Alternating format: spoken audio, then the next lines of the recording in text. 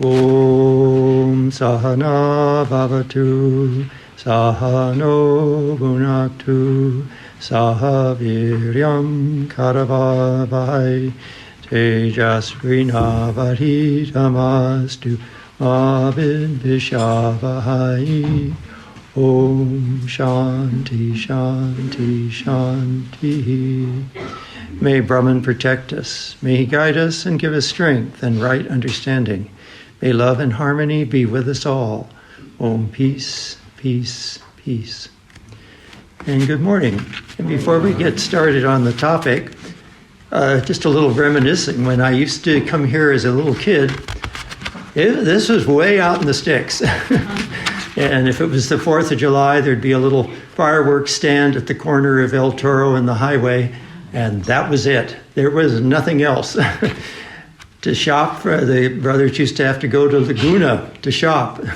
Or if they had to really do big shopping, they'd have to go to Santa Ana. But Swami Atmavidyananda predicted that this would be our biggest center, and it looks like it is from the crowd that we have today. It's wonderful to see. Yeah, my parents worked for Disney's, and when Disneyland opened, people thought Walt was crazy. What are you putting it way down there for? Nobody will go that far. But of course now it's so crowded you can hardly get in. All right, so our topic today is reincarnation, etc., etc.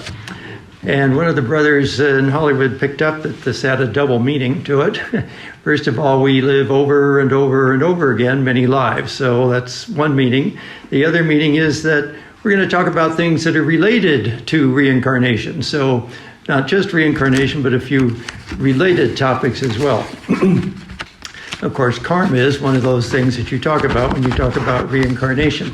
And karma and reincarnation are generally said to be the best explanation we have as to what is affecting us here in our current human situation, our human experience. And we have to remember that all this theory of karma and reincarnation is within the realm of Maya. And so it's going to be a bit inscrutable. It won't always make perfect sense because it's a bit of a kind of a fuzzy, illusory, part real, part unreal experience. But one thing we're going to look at today is the fact that reincarnation implies that consciousness is separate and independent from the physical brain. We're going to look at the evidence that consciousness is not a product of the brain, but is simply coming through the brain. And we're going to look for evidence of past lives and what happens between lives and the role of karma in this whole process. And to do this, we're going to be looking in several different areas. We're going to look at the statements from the scriptures, saints, philosophers, avatars. We'll be looking at the evidence that consciousness is separate from the brain by looking at things like near-death experiences, out-of-body experiences, apparitions, and other strange occurrences. And then we're going to look at people that have remembered their past lives, and usually spontaneously, but we'll also look a little bit at those who've remembered in regression therapy under hypnosis, and also things channeled by mediums. So first, statements from the scriptures. In the Bhagavad Gita, Sri Krishna says, "You and I, Arjuna, have lived many lives. I remember them all. You do not remember. To be united with the Atman is to throw off this delusion and to win liberation from the process of birth and death. The liberated man cannot be reborn because he is no longer subject to the power of Prakriti. The divine incarnation is never subject to the powers. He enters the universe and leaves at will." And of course, the famous sloka, "In every age I come back to deliver the holy, to destroy the sin of the sinner, and to establish righteousness." In the Prasna Upanishad, it says, there's a question, "Master, of what is prana born? How does he enter the body? How does he live there after dividing himself? How does he go out? How does he experience what is outside? And how does he hold together the body, the senses, and the mind?" To which the sage replied, "Prana is born of the self. Like a man and his shadow, the self and prana are inseparable.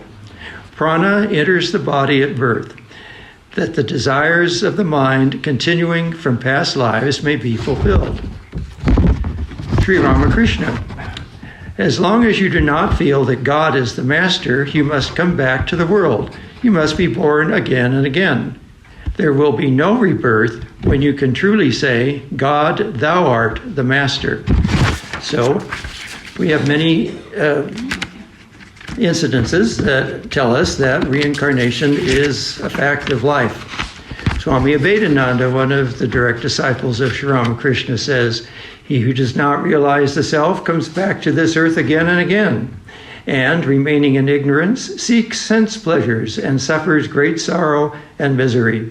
He does not escape the law of karma and reincarnation. But the wise men who have realized the all-pervading absolute self, Brahman, in all animate and inanimate objects, becomes immortal after departing from this world. The knower of the absolute and immortal self becomes one with it and remains as the immortal and perfect spirit forever and ever." And Swami Vivekananda, of course, also commented it on reincarnation. He says, "The soul has neither birth nor death, but it is passing through all these various stages. It is manifesting slowly and gradually from lower to higher, and so on. It is expressing its own grandeur, working through the mind on the body, and through the body it is grasping the external world and understanding it. It takes up a body and uses it, and when that body has failed and is used up, it takes another body, and so on it goes." Then, of course, we know that from the Gita that the avatars come back, and Ramakrishna himself declared that he who is Rama and he who is Krishna was born again in this body as Ramakrishna. And it didn't end with just the avatar himself, but his close companions. He understood that Swami Saradananda and Swami Ramakrishnananda, two of his direct disciples, had been disciples of Christ in an earlier incarnation, and that Swami Brahmananda had been a companion of Lord Krishna. Vivekananda was one of the 7 rishis, and some of the others had been companions of Lord Chaitanya. And we can look at the ancient Greek philosophers, and among them we find that many of them believed in reincarnation. Pythagoras says, "After death, the rational mind, having been freed from the chains of the body, assumes an ethereal vehicle and passes into the region of the dead, where it remains till it is sent back to this world to inhabit some other body, human or animal. After undergoing successive purgations, when it is sufficiently purified, it is received among the gods and returns to the eternal source from which it proceeded." Doesn't sound too unfamiliar, does it? And Plato says, "The soul is older than the body. Souls are continually born over again into this life." So this idea of reincarnation was quite widespread in Greece and Italy by philosophers such as Pythagoras. And it was known to the Neoplatonists such as Plotinus. Plotinus says, "The soul leaving the body becomes the power which it has most developed." So in other words, the karmic patterns that it had developed. And then he says, "Let us fly then from here below and rise to the intellectual world, that we may not fall into a purely sensible life by allowing ourselves to follow sensible images." So, the same kind of advice that we get from our own teachers, that it's this clinging to sense objects that tends to draw us back over and over again. We also know from the writings of the ancient Greeks that the historian Herodotus and the philosopher Socrates all believed in reincarnation. Pythagoras actually had a surname which meant one who remembered his origins. And according to his biography, he used to talk about his previous lives that he could recall. And of course, Socrates was condemned to death by the Athenian court. And he was perfectly at ease with dying. He lectured right up to the end and talked about the eternal nature of the soul as he was just about to drink the poisonous hemlock.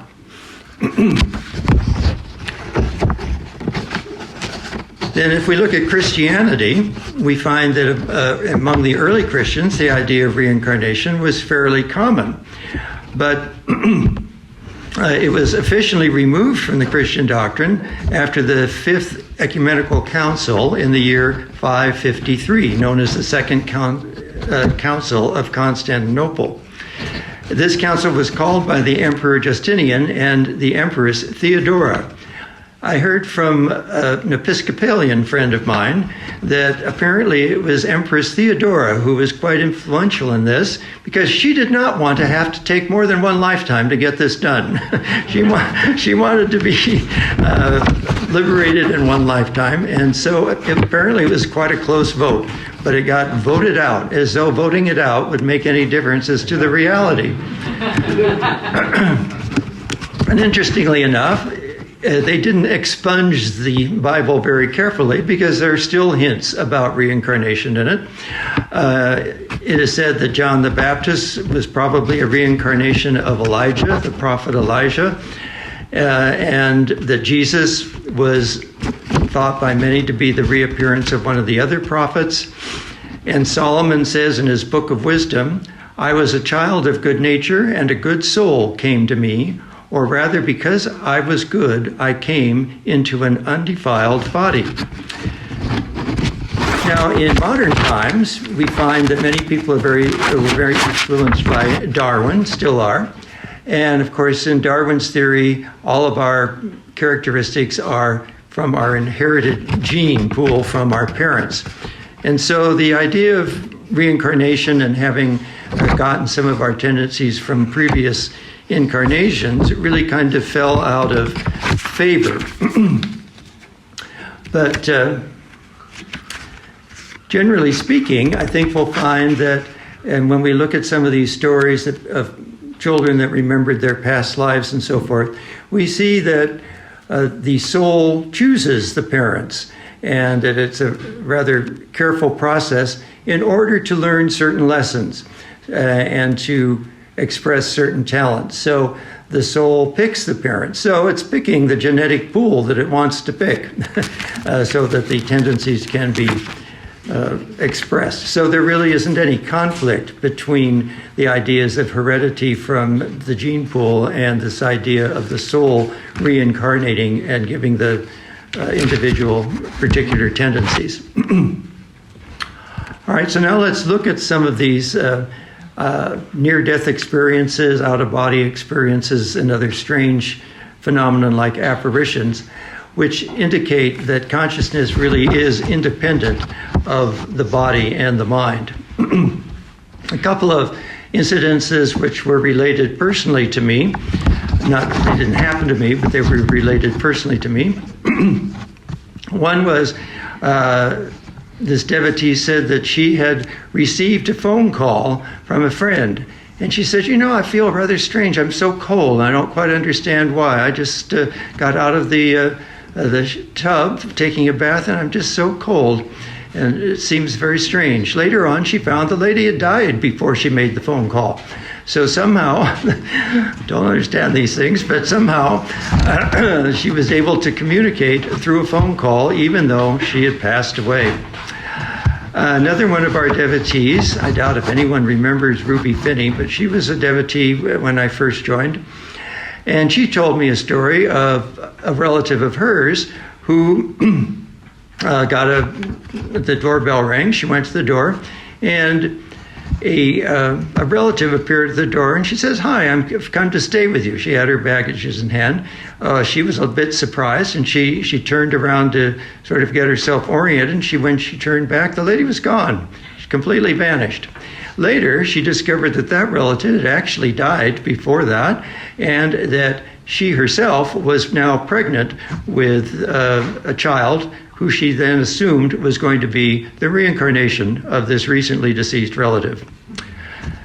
A story that was related at a snowmass conference was that this girl had gone to summer camp, and she hadn't expected her old playmate to be there, but sure enough she was, and they had a great time together playing at the camp. And she went home and told her mother, "Oh, I got to see my old friend so-and-so, and we had a great time." And the mother's face just turned ashen white, and she says, she showed her the newspaper, "Your friend died before that." She wasn't alive. So she had had this apparition of this friend who played with her just like an ordinary person at the camp. So these are indications that there's a subtle body that somehow is able to manifest as apparitions and make contact with people. Now, when we look at near-death experiences, that's a whole topic unto itself, and I think Swami Atmavidyananda might have given that talk at some point. Don't know if he gave it here or not, but I'll just summarize some of the interesting things about near-death experiences. There's a lot of literature on it, several books written on it, of people that have researched these, and they find that first of all, rather typically, the person knows that they're outside of their body, and they look down upon their body, and they see that it's there, and they're floating up somewhere else, and they have a different perspective. They usually can see what's going on around them. And then often they have an experience of meeting various spirits, maybe deceased relatives or spiritual people that they've had some sort of spiritual connection with. There's often a panoramic life vision, and they often see a tunnel with a light at the end of the tunnel. So these are common experiences, and usually the near-death experience has at least 2 or 3 of these common elements to them.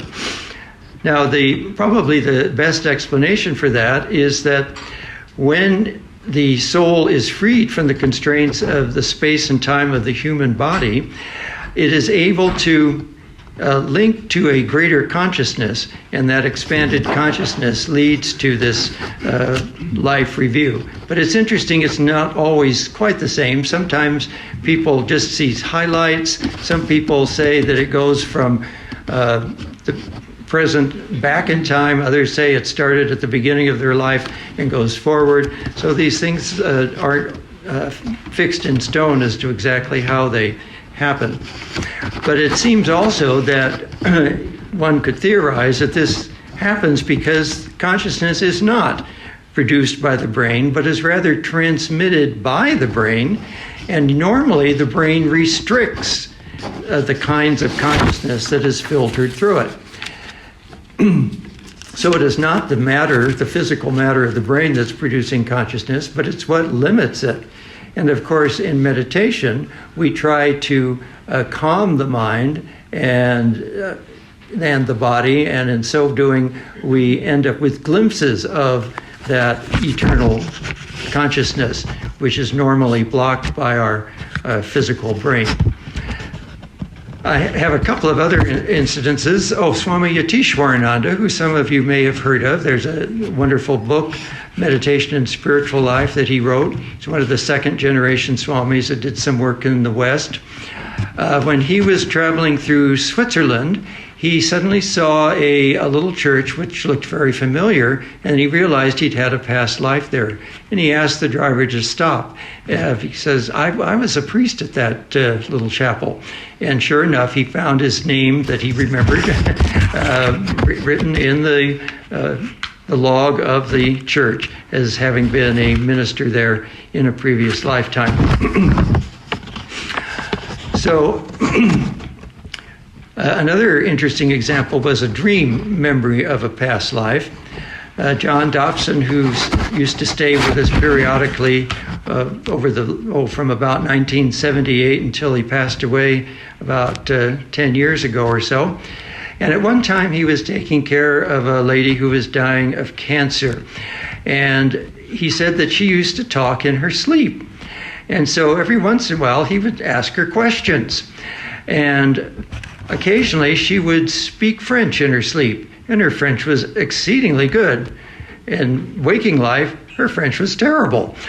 But he noticed that in her waking life, she seemed to have tendencies that would indicate a kind of aristocratic French life.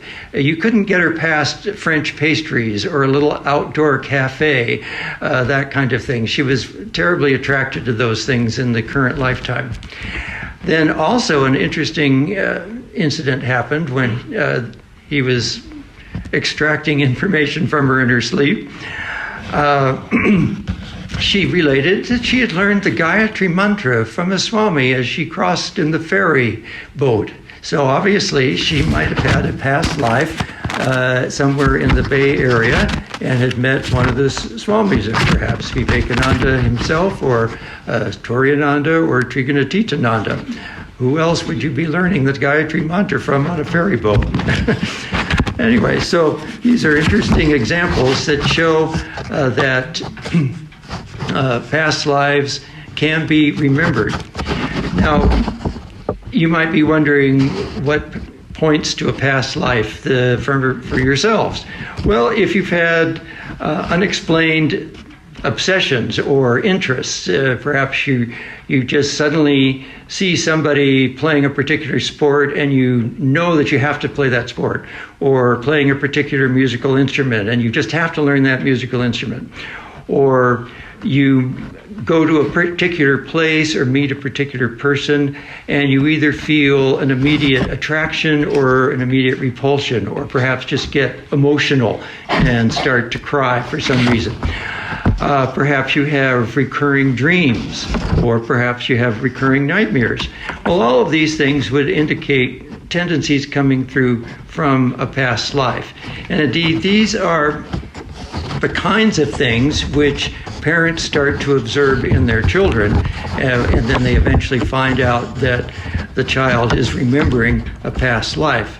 Very frequently, the parents are not tuned into past lives. They're not. They're perhaps from fundamentalist Christians, or perhaps they're not particularly religious, and they just don't have any thoughts about reincarnation as to how it happens or whether it's really real. And many times it's very difficult for them to accept these things. But as their children begin to have stranger and stranger behavior, they begin to realize that there has to be something to this, because they're saying things that they simply wouldn't be saying if something just out of the ordinary. So sometimes it happens because of a frequent or sudden death, or some unfinished kind of business. Perhaps the person was murdered, or they had a fatal accident, or some sort of traumatic death.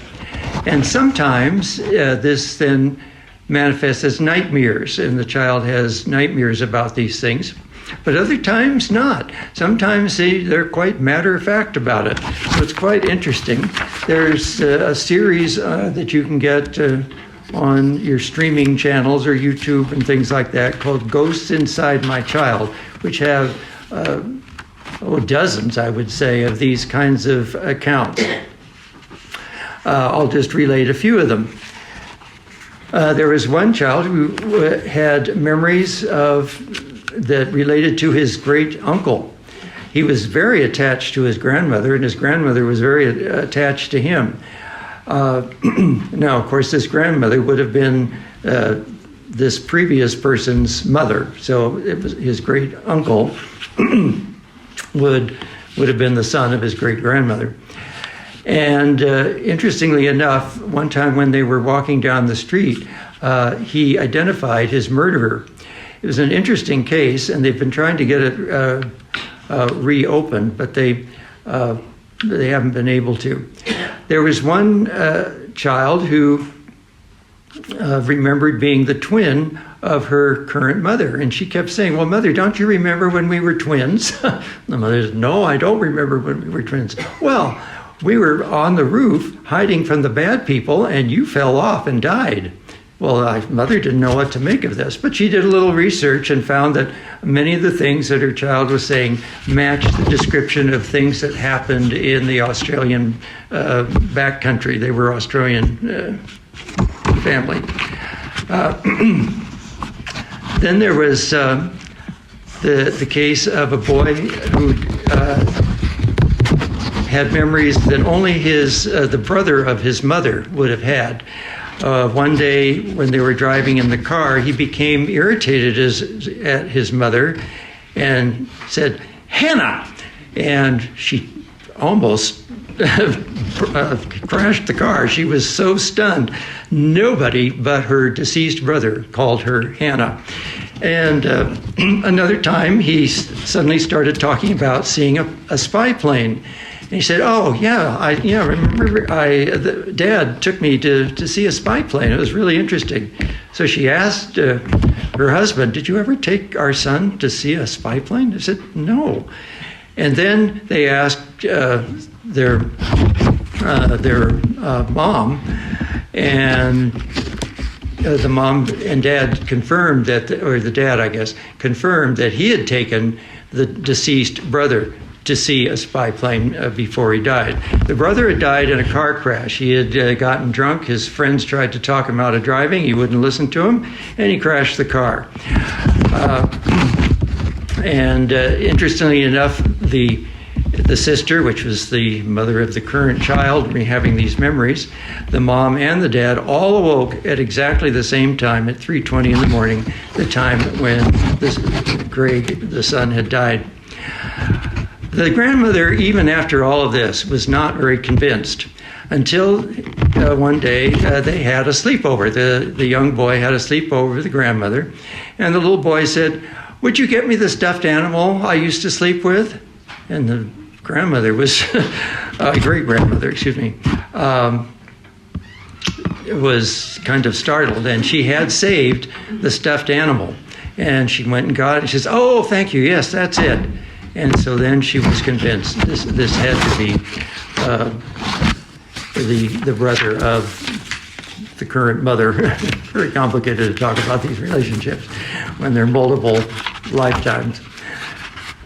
All right, then, oh yes, there was another one who, this little girl, just every time the mother tried to leave, she'd have to go shopping or something, she would just scream and scream and scream, and she didn't want the mother to leave. And then she started talking about her other mother and her other family. And so the mother really was worried and tried to figure out what on earth was going on. And so she would ask her question. She says, "Well, the Native Americans killed my whole family, and they took me, but they were very cruel to me." And she said, "But then they traded me to the Mojave Indians, and they were very kind, and I took care of all the tribal children." And then the Army, the U.S. Army, discovered that there was a white woman living with the Indians, and they took me away from the Indians. But I didn't want to go. I was happy with the Indians. This girl, when she was shown a guitar, just suddenly took it up and started playing it. Never had any lessons. She just started playing it and started singing a song that nobody knew how she knew the song. Turned out she had learned to play the guitar after she had left the Indians.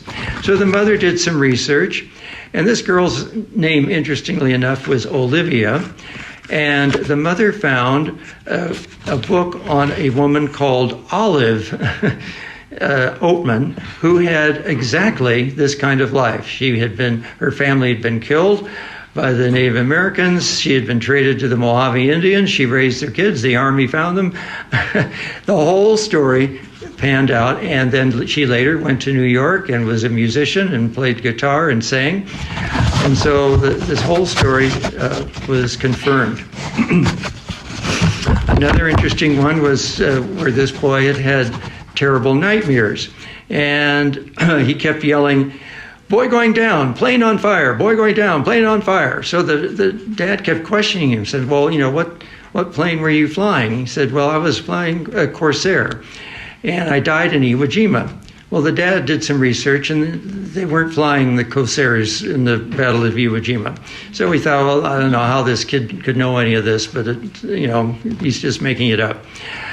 But the mother was a little more persistent, and she asked him, "Do you remember your name?" "James." So then they did some research, and they found out that there was a James who died in Iwo Jima, who was flying a different plane, but before that mission, he had been flying a Corsair. Almost his entire military career was flying a Corsair and not the plane that he crashed in. So that case was also confirmed. And he got to visit his 80-year-old sister from his previous life, and they had a wonderful kind of reunion, you could say. All these incidences are quite compelling that little kids are really remembering a past life. As we've seen, a lot of these have to do with traumatic deaths, and many times that leads to either nightmares or like the girl who was kidnapped by the Native Americans, she had these abandonment issues which were just unexplained. The mother was just completely traumatized by this girl who wouldn't let her leave. But sometimes they're not plagued by nightmares or strange behaviors, but they just simply remember stuff. There was this little boy who was very outdoor oriented. He loved being outdoors, playing outdoors. And he used to speak about how he'd have to go into the forest for his animal. And the parents didn't quite understand what he was talking about. And then as he got a little older, he insisted that they buy him a knife. Well, you don't really want to buy a 5-year-old a big knife. But they finally agreed to say, well, we'll just keep this and you can look at it. Well, a few weeks later, he said, I know how to use that. Just let me show you. I can show you. I know how to use it. So he got a stick and the knife, and he just whittled it perfectly without any training. Then they found an arrowhead, and he said, this looks like an arrowhead. Now, the mother didn't think it looked like an arrow. She just thought it looked like a rock. But he said, no, this is an arrowhead. He says, but it's not the kind I used to use. So they took it to a museum where the curator was an expert in Native American artifacts. He said, yes, your son is right. This is an arrowhead. But they couldn't pin anything else down on this one, but it looked like this boy had some earlier lifetime as part of a native culture that had a rite of passage where you had to go out and hunt an animal. Sometimes the children are quite bright for their age. There's another example of this young man named Briley who is extremely comfortable with adults. And people were just astounded. They say, well, this is not like talking to a 4 or 5-year-old. This is like talking to an adult. He was just amazing. He had this big vocabulary, but he had trouble sleeping, and eventually he had night terrors. And they couldn't understand why he was having so much trouble sleeping. Then one time when they were driving through town, he asked if they were going to go see his old dad. And the parents say, what do you mean your old dad? Oh, well, my old dad who used to live here. He said he had an injury from a war. He had this big bloody wound in his shoulder. And he was very sensitive. We had to keep the whole house dark. We had to keep the noise down. We couldn't play and make a lot of noise. It was really terrible. And so apparently his nightmares were related to that. So it wasn't like he had a traumatic death, but he had a traumatic childhood, having to live with this post-traumatic stress syndromed father. And he had very detailed memories of the house and what it looked like. And he remembered that I think it was his father's name he was remembering, was a Cedric something, like Pocket or something, and they found that there was a Cedric Popkin in the city that he remembered being in that had matched the description that he had. Another incident was this young boy who they noticed was dragging one of his legs when he was crawling around. And so they took him to a doctor, and the doctor said, well, what's wrong with your leg? Why are you dragging it? He says, well, I was shot. And the doctor says, well, I haven't given you a shot. And he says, no, bang, bang. And previous to that, the parents had noticed that when they took him to the 4th of July fireworks, he became extremely scared. He was absolutely terrified of the fireworks. And sometimes when he was sleeping, he would have night terrors, and he would be screaming, "Pillows didn't open, pillows didn't open, plane on fire, pillows didn't open." So they finally started questioning him and asked him what was going on. And he began to get more and more memories. One time they took him to a museum, and he saw a Nazi knife, and he said, "Oh, I used to have one like that. I took it off a soldier." And so the dad asked him, "Well, what are these pillows you're talking about? You're talking about parachutes?" He said, "Yeah, that's what I'm talking about, parachutes. The parachute didn't open, and I died." So turns out he had been a part of the Russian army during World War II, and they were trying to rescue people from Germany, get them out of Germany. He remembered that his name was something like Peter, not Peter, but something like Peter. And they found that there was a Colonel Petrovsky who had died in one of his flights into Germany, trying to rescue people out of Germany. Another interesting thing that happened before they discovered all this was that they were watching a documentary on World War II, and Hitler was up there railing around in German, and he could understand what he was saying. And he started to laugh, and the parents said, "Well, Hitler's a terrible person. Why are you laughing?" He says, "Oh, he thinks he's so handsome," and he's just going on and on about it. And these are kind of the unusual talents that people exhibit, playing, like the girl suddenly playing a guitar, the kid suddenly whittling a stick, this guy knowing German, all of these things that just suddenly seem to come out of nowhere. Another interesting incident was this girl who didn't speak until she was 6 years old. Of course, this would worry a parent. Why isn't my little girl speaking? But other than that, she seemed like a very normal little girl, except that she had a fascination for makeup. And the mother was absolutely astounded that she knew how to apply lipstick perfectly. She had no problem putting it on just perfectly. I mean, it takes a bit of coordination to put on makeup. And for a 3 or 4 year old to be doing that seemed quite extraordinary. She would set her hair up in curlers, and she always loved to get all dressed up. But she didn't like to talk. And they took her to doctors, and they said, "Well, there's nothing wrong with her. So, hopefully it'll just clear up." Well, after age 6, it did clear up. And then she started becoming obsessed with silent film. She just loved to watch silent films. And then she started researching tragic deaths of actors, especially if they died young. So she was fascinated with child actresses and actors that died young. And then she came across pictures of the brother of Mary Pickford. I think John Pickford was his name. And she was just obsessed with him, had pictures all over her walls with him. Well, it turns out John Pickford was not nearly as famous as his sister Mary, but he didn't really have a very good reputation as being a very nice person. And so the parents were really kind of disturbed that their daughter would be so attracted to somebody who was not really didn't have that great a character. But she kept researching all these old actresses that had died young, and she came across a picture of Lucille Rickson, and all these memories started to flash in. And she took the picture to her mother, and she says, "Mom, I was her. I was her in a previous life." So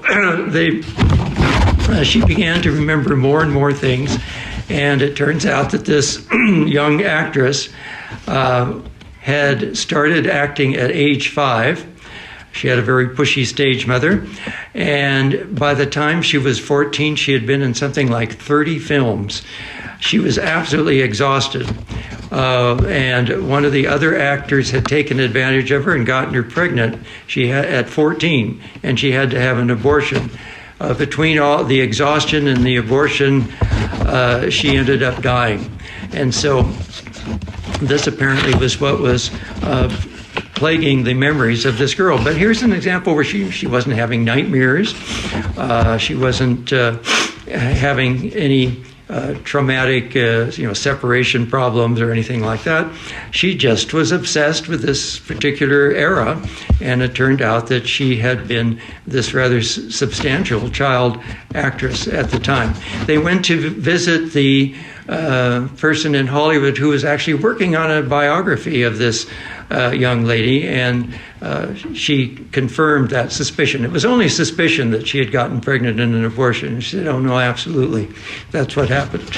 So very interesting that these people have sometimes more information than is actually even out there. So it's not like they somehow got the information from online or somebody told it to them.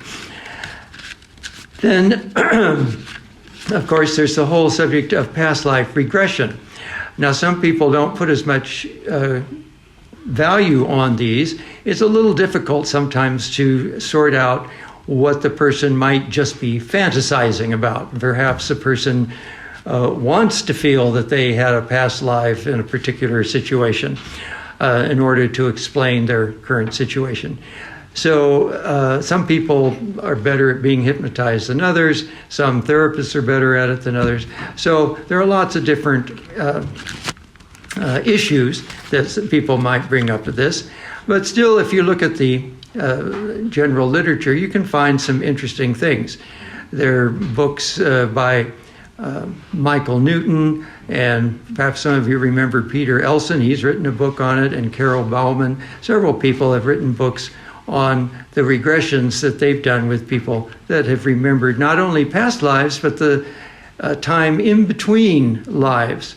Now, in the young kids that remember their past life, a few of them will give hints as to what happened in between. And again, it's very interesting that they kind of vary widely. And the only explanation I've got for that is Maya's inscrutable. And in these subtle realms, we're here down in the physical realm, but in the subtle realm, apparently we still kind of project something of our own reality on this illusory subtle world. I mean, this is kind of an illusory world, and there's an illusory subtle world, and we project our own imaginations on those.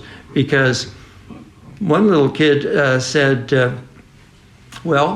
he said, well, I picked you as my mother. And she said, well, what do you mean you picked me? Well, I used to watch you walking through the snow. Now, these people lived in Phoenix, and this little 3 or 4-year-old had never seen snow. So she was a little curious, but she remembered that she grew up in Pennsylvania, and she frequently took walks through the snow. So, yeah, something was going on.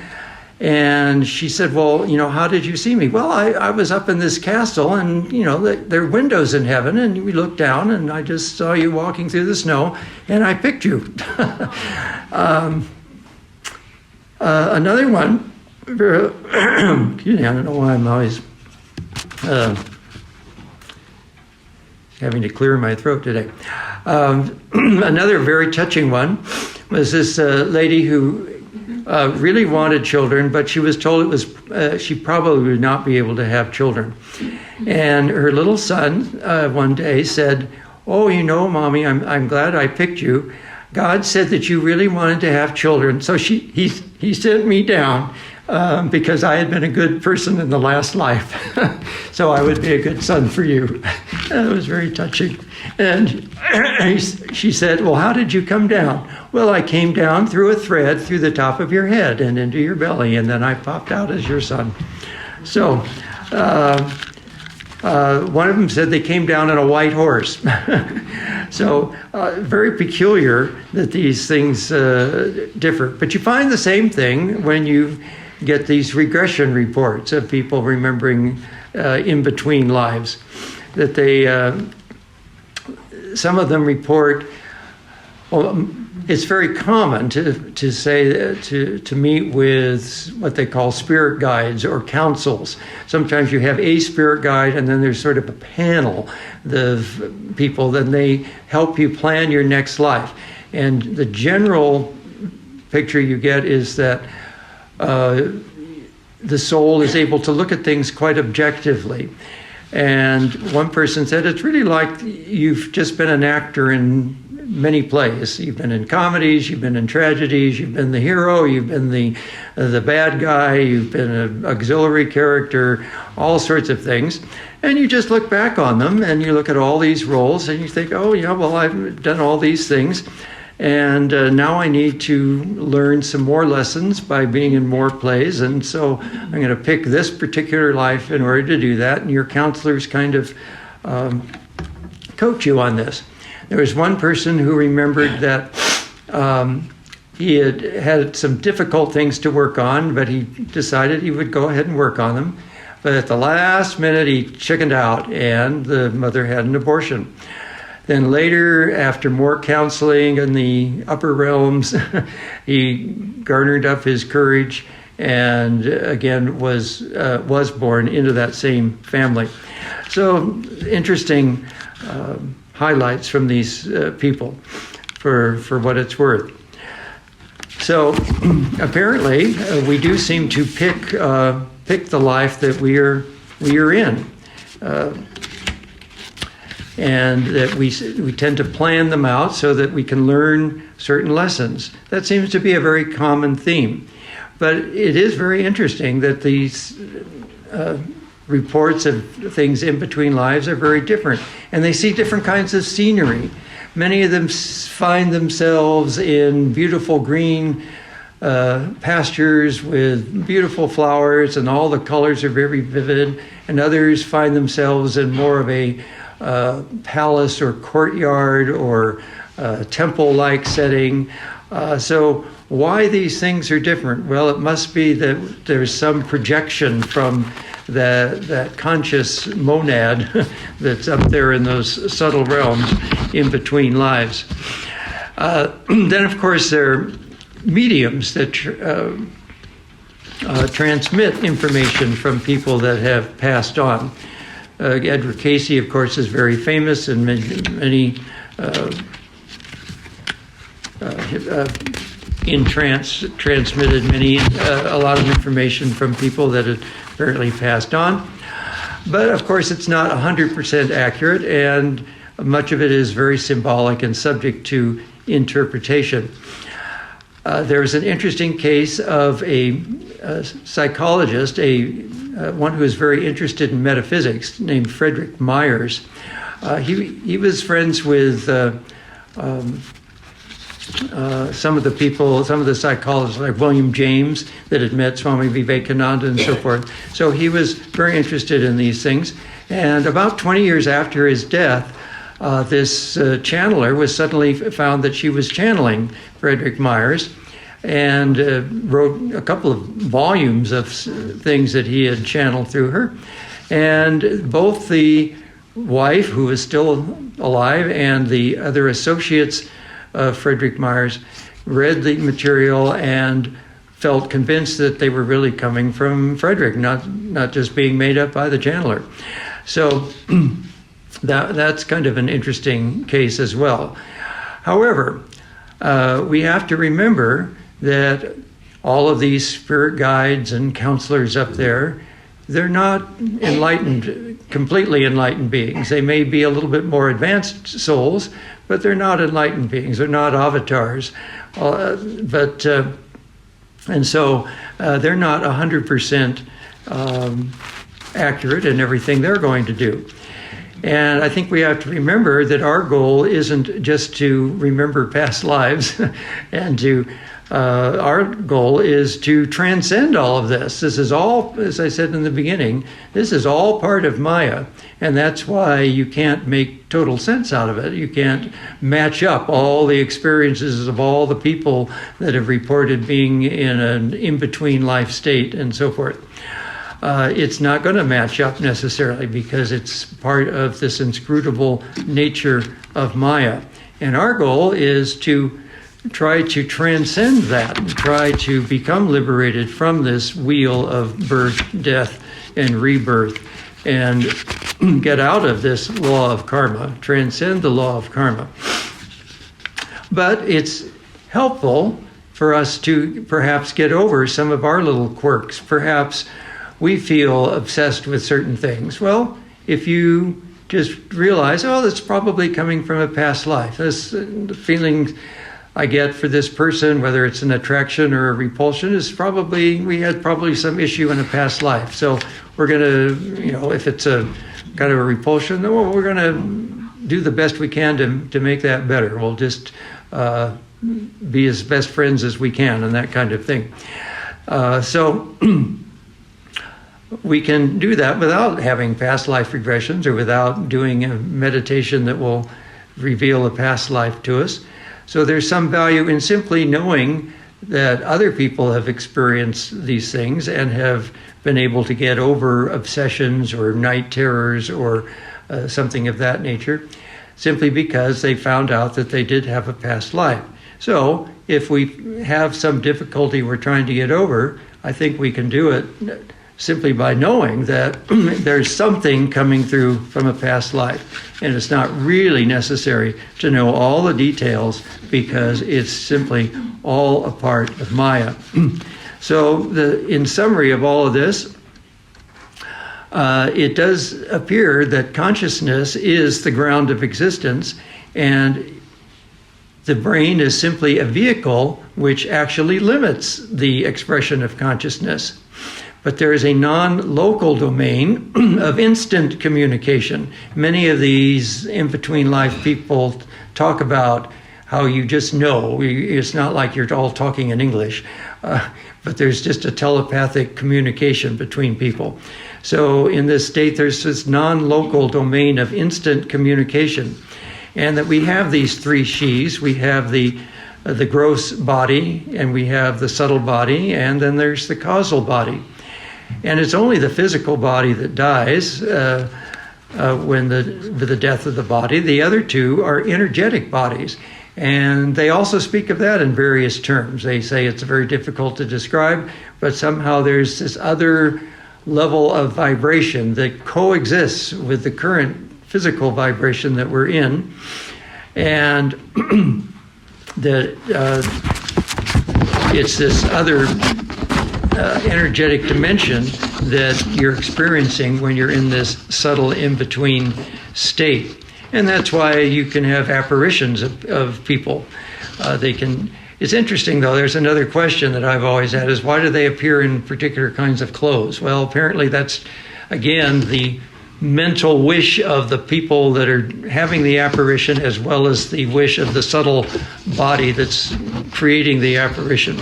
There's some coordination there as to how they're going to appear. But it also appears that in these in-between states, there's a loving acceptance of everything and a higher understanding, a frank look at successes and failures in previous lives. Very few report horrific visions of a hellish kind of a nature or severe punishment. Many feel that the judgment is really coming from themselves, but they do it not with great despair of, oh, woe's me, why is I so terrible, but more of an objective state, like, well, I didn't do very well in that character, and I probably need to make some amends there. It seems to be a very objective viewpoint. So, in this in-between state, we do seem to be in a more enlightened state, although not totally enlightened, as I mentioned before. Our goal is to get beyond all of this. But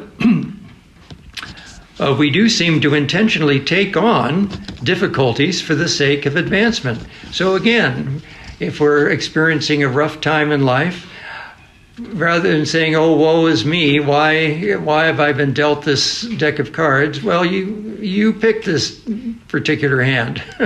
Nobody else did it for you necessarily, although apparently you are guided in how you pick things, and there's some restrictions. But it's interesting that we really don't have anybody to blame, and that's the law of karma, which our saints and sages have told us, that you have made your own destiny, and it's your karma that puts you where you are. And of course, ultimately, you can't get out of this law of karma simply by doing more karma, because every action has a mixture of good and bad in it. No matter how good it is, there's always a little taint of the other half as well. And so really you have to learn to transcend it all. Oh, there was a very interesting case which I meant to mention. This little kid kept calling everything Pam. And the mom finally says, well, why do you call everything Pam? And he says, well, that was my name in a previous life. And they did some research. We're running out of time, so I'll just summarize.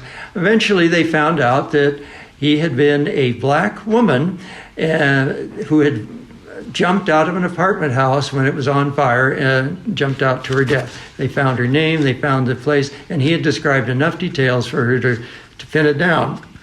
So if we could remember that we have lived lives of all sorts of races, the different genders, different religions, different nationalities, different professions, we would be much more tolerant and accepting and willing to get along with people. That kind of knowledge, I think, would be a great aid in people in the world getting along with each other. So let us just remember that this whole world has a dreamlike nature to it, and the in-between worlds as well. It's again, everything has a plus and a minus to it. So people may, if you've had past life regression or you remember past life and you found it very helpful, that's great. But there are also problems with that. As I said, you can project things that you want to have as a past life that may not be a past life, or you can become obsessed with trying to find every detail about every past life to unravel every little tiny detail. And then you end up kind of missing the work you could be doing directly on your spiritual path. So just like everything else, these things have pluses and minuses.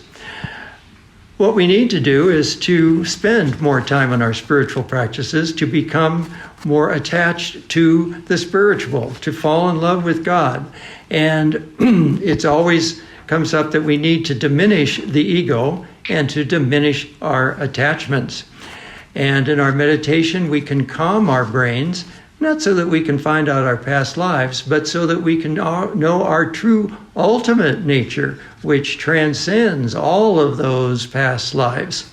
Our true nature is the infinite, undivided, unchanging reality of the Atman. So we'll close with a chant. Om Purnamada Purnamidam Purnat Purnamudachyate Purnasya Purnamadaya Purnameva Vashishyate. Om Shanti Shanti Shanti. Filled with Brahman are the things we see. Filled with Brahman are the things we see not. From out of Brahman floweth all that is. From Brahman all, yet is it still the same. Om, peace, peace, peace.